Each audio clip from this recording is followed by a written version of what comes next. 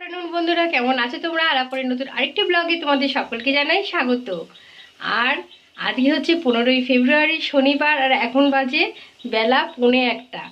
আর আমি আমার রান্না মোটামুটি কমপ্লিট করেছি, এখনও পুরোপুরি কমপ্লিট করতে পারিনি। এই যে এখানে হচ্ছে শুক্তোর ডাল, এখানে লাউ আর উচ্ছে দিয়ে মুগ ডাল করেছি, যেহেতু আজকে নিরামিষ তাই মুগ ডাল শুক্তোর ডাল করেছি। এইমাত্র ফোড়ন দিয়ে নামালাম, গরম ভাব রয়েছে, এবার ঢাকা দেব। আর এখানে বসাবো, যে শুধু কড়াই রয়েছে, এখানে তেল দিয়ে এখন বসাবো আলু ভাজা। আর আলু ভাজা করবো, তার সাথে একটু যে লাউ দিয়ে যে ডাল করে যতটুকু লাউ কেটেছি সবটা কাটিনি, যেটা রেখেছি, যেটুকু লাউ কেটেছি তার সাথে একটুখানি মানে আলুটার ভাজার সাথে লাউ যে টুকরাটুকু বেরিয়েছে ওই খোসাটুকু কেটেছি, ঝিরিঝিরি করে কেটে ওর মধ্যে দিয়ে দিয়েছি। আলুর সাথে লাউর সাথে খোসা মানে চোকলা দিয়ে একেবারে খোসা ভাজা হয়ে যাবে। লাউ খোসা আর আলু ভাজা। আর আমি অল্প একটু বাদাম ভাজবো, আমার বাদাম খেতে খুব ভালো লাগে বন্ধু, কালকে খেয়েছি। আচ্ছা, আর আরেকটা কথা তোমাদের জানাই, এখানে তো দেখো ভাত হচ্ছে, ভাতটা হয়ে এসছে, অলমোস্ট হয়ে গেছে।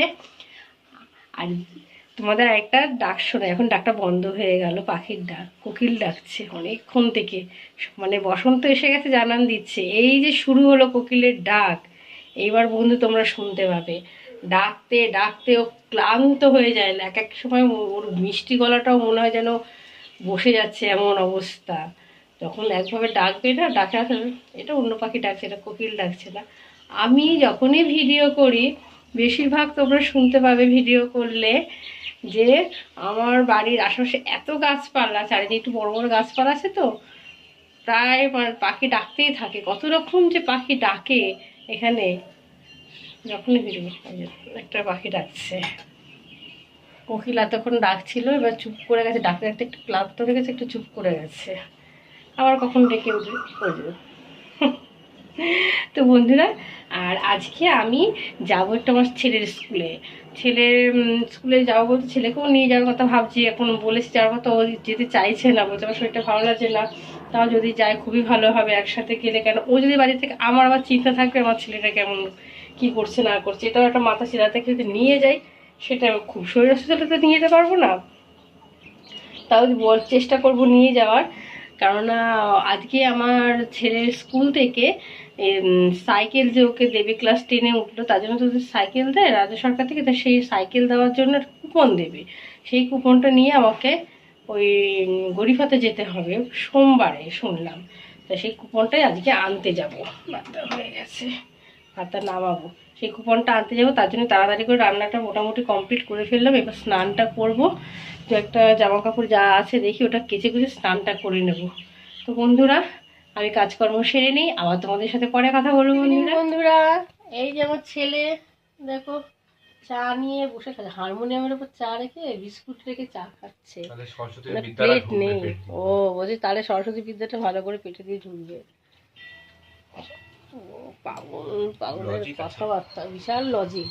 আর এই যে আমাদের খালি কাপ, চা খাওয়া অলরেডি হয়ে গেছে, কথা বলতে বলতে। এই যে আমার কর্তা ক্লান্ত এসে বসে পড়েছে, মোবাইলটা দিয়ে নিজেকে রিচার্জ করছে, আর কিছুই না। সারাদিন পরে আমি রাতে আজকে কি রান্না করবো এখনো ঠিক করিনি, ভাত রয়েছে। চিন্তা করো কথাবার্তা, সত্যি মোবাইলে এখন সব ফেসবুকে একটু দিয়েও দেখায়।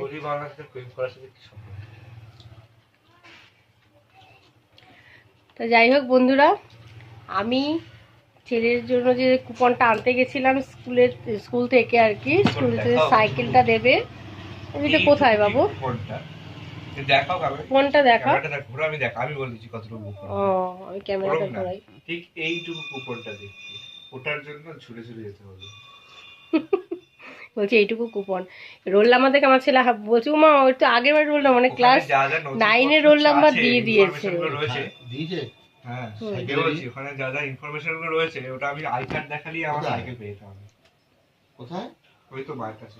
ও বলছি মানে কুপনটা আমি এখনো দেখিও নি, দিয়েছে। আমি তাড়াতাড়ি করে ওখান থেকে নিয়ে বেরিয়েছি, বেরিয়ে আমার কর্তাকে ফোন করেছি 3বার ওখান থেকে বেরিয়ে, মানে ফোন করেছি, ফোনে পাইনি। তারপর ওখান থেকে আমার হেঁটে আবার ওই পারে আসলাম, এসে ও তার মধ্যে আমার ছেলেকে ফোন করলাম, মানে আমার সামনের বাড়ি দিদিদের আমার সম্পর্কে যা হয় ওনাকে ফোন করে বললাম যে ওকে ও বাড়িতে যেতে, আমার শ্বশুর বাড়িতে। আর ওটস ছিল একটু আমার শাশুড়ি মায়ের জন্য নিয়ে গেছি। ওটা নিয়ে যাওয়ার পরে তারপর ওখানে ও গেল, ও যাওয়ার পর ওখান থেকে আমার এক বান্ধবী বাড়িতে গেলাম, ওখান থেকে আবার একজন আমার কাস্টমারের বাড়িতে, ওখানে মানে একটু আগে ছেড়েছে আমাকে, ওখান থেকে গুড় দিয়েছি। গুড় একটুখানি ছিল পড়েছিল, কি করবো, নষ্ট হয়ে ওই জন্য গুড়টা দিয়ে দিয়েছি। আমার পেটটা না বেড়ে যাচ্ছে কিন্তু তো ব্যায়াম কর, ভুঁড়ি হয়ে যাচ্ছে, ব্যায়াম কর। খাওয়ার তো কন্ট্রোল, খেলা ছেড়ে দিয়েছে তো শুধুমাত্র গন্ডগোল হয়ে গেছে, এই জন্য বলেছিলাম খেলাটা বজায় রাখ নিজের শরীর চর্চার জন্য অন্তত। বলো সবকিছু। বাবা পরিবেশ, পরিবেশ এখন কি করা যাবে, এই পরিবেশে সবাই তো খেলছে বল। অনেকেই ছেড়ে দিয়েছে, অনেকে ছেড়ে দিয়েছে, সেটা তো ক্লাস 10 এখন পড়ার চাপ তাই ছাড়তে হতো। আবার 11 ক্লাসে ঢুকে যাবি, সমস্যাকে বললেই তোকে নিয়ে নেবে। নো ওয়ে, ও ঠিক করেছে ও জীবনে গান নিয়েই এগোবে। এই হোক যার যার, এটা ব্যক্তিগত। তুমি যদি জীবনে এগোতে পারো, গান নিয়ে কিছু করতে পারো তো খুব ভালো, তার থেকে ভালো কিছু নেই। নিজে আমি জীবনে যা চাইছি তাই যদি পেয়ে যাই, তাই না বন্ধুরা? তা যাকে আমার ছেলে এখানে রেওয়াজ করছে, আমি বাড়িতে এসে দেখি আমার ছেলে রেওয়াজ করছে হারমোনিয়াম বাজিয়ে। আমরা চাটা খেয়ে উঠলাম, আমাদের যেটা বলছিলাম কাস্টমার এখানে ছেড়ে দিয়েছে একটু আগে। তারপর আমি এখানে এই যে এইসব শাড়ি, লাইটটা কি অল্প লাগছে রে, আমাদের লাইটটার মধ্যে জোর কমে গেছে, আলো বেশি দেখা যায়। উল্টো দিকে দেখাচ্ছ, আমি দেখাইতাম। এই যে একটু দেখাই, একটা জামদানি শাড়ি আমি এমন ভাবে ঠিক করে দেখাও, আমার এটা তো কাস্টমারই করে, কাস্টমারই হোক না না কেন না, আমারই হলুদ কালার দিয়ে হলুদ হোকটা নাকি বিয়ে বাড়ি কাস্টমারের, বিয়ে বাড়ির জন্য কাকিমা শাড়িটা কিনেছিল কিন্তু পরা হয়নি, তো বলছে এখন পরে দাও। গায়ে হলুদের ভালো কালেকশন হয়। এটা দিয়ে কামিজ বানাবে একটা। কি ওটা? এটা একটা স্যাম্পল, এটা মাপে বানানো। ওইটা কি কালোটা? কামিজ মানে মানে কাপড়টা কি কোনো শাড়ি? না না, এটা মনে হয় কোটকি প্রিন্টেড পিস। আর এটা একটা শাড়ি, এটা হচ্ছে কাঁথা স্টিচ নয়, এটা হচ্ছে চেন ফোর। দেখতে ভালো এটা। যাই হোক, এই শাড়িটারও পার পিকো হবে। আর এটা হচ্ছে ওনার মায়ের শাড়ি, কাকিমার মায়ের শাড়ি। এই শাড়িটা এই তো মানির শাড়ির মতো গো। আর ব্লাউজ হবে, হ্যাঁ ছোট মানির সেম একটা শাড়ি আছে। আর ডিজাইনগুলো তোমার পছন্দ করে করে দিতে বলেছে, চুড়িদারের গলা টলাগুলো, বুঝেছো? এই হচ্ছে আমার মালের সম্ভার। দাঁড়াও বাহাতে দেবো না, চাটা দাঁড়াতে দিই। এখন তোমার সাথে আমার এমনিতেই শত্রুতা আছে, আর দাঁড়াতে বাহাতে দেবো না। মাই সবথেকে পৃথিবীর বড় শত্রু, কেন বলতো? সে তো দিদাদের সাথে তোমার রয়েছে শত্রুতা। সন্তানদের যে অনেক কিছু বারণ করে সেগুলো সন্তানদের ভালো লাগে না, তোমার ভালো লাগে না? কি ভালো লাগবে না, এরকম বলিস না। আমার তোমার তো শত্রুতা আছে তো দিদাদের সাথে, এই যে যেমন তোমাকে বাড়িতে আসতে চায় না, আমাদের এখানে আসতে চায় না। আবার ওনার সময় পায় না, আসতে চায় না, হয়ে গেল, কোনো ব্যাপার না। আচ্ছা টিফিন কি করবে? সবাই জীবনে ব্যস্ত, এখন টিফিনটাই ভাবছি কি করব। এতটা আটার লেচি রয়েছে, আমি কিছু খাবো না, লেচিটা দিয়ে ভেজিটেবল রোল করবো ভাবছি। খাও তাহলে খাও। এগ রোল না, কিন্তু এগ রোল না হোক, ভেজিটেবল রোল করব। সেটা আবার কি জিনিস? তাহলে তো সেই রুটি তরকারি দিলেও যা হয়, ভেজিটেবল রোল তাই জিনিস। না না, তোমরা সতে করে। বন্ধুরা ঘড়িতে বাজে এখন রাত 10টা 15 হয়ে গেছে, 16-র দিকে ঘড়ি কাটা যাবো যাবো করছে, 20-র দিকে যাবো করছে।